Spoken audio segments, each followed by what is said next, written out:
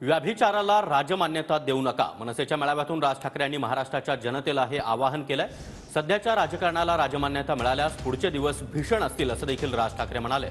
तर राज्यातील व्यभिचारी आणि व्यभिचारी लोकांना भाजपनं पक्षात घेतलंय अशा शब्दांमध्ये संजय राऊत यांनी राज ठाकरे यांच्या वक्तव्यावर जोरदार निशाणा साधला. माझ्या महाराष्ट्र सैनिकांवरती विश्वास आहे.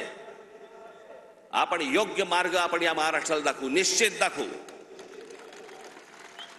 पण माझी महाराष्ट्राकडनं देखील अपेक्षा आहे, माझी महाराष्ट्राला देखील अपेक्षा आहे, माझ्या महाराष्ट्रातल्या मतदारांना देखील अपेक्षा आहे, माझी अपेक्षा आहे त्यांच्याकडनं,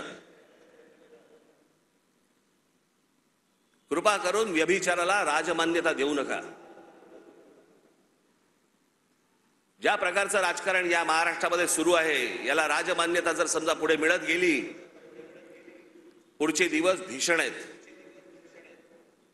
राजकीय व्यभिचार म्हणजे असा आहे. राजकीय व्यभिचार कशाला म्हणतात हे प्रबोधनकार ठाकरे यांच्या चिंतनातून, भाषणातून, लेखनातून समजून घेतलं पाहिजे.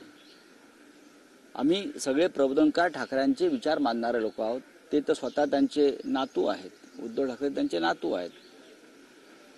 राज्यातले ओवाळून टाकलेले भ्रष्टाचारी आणि व्यभिचारी यांना भारतीय जनता पक्षाने आपल्याकडे घेतलंय.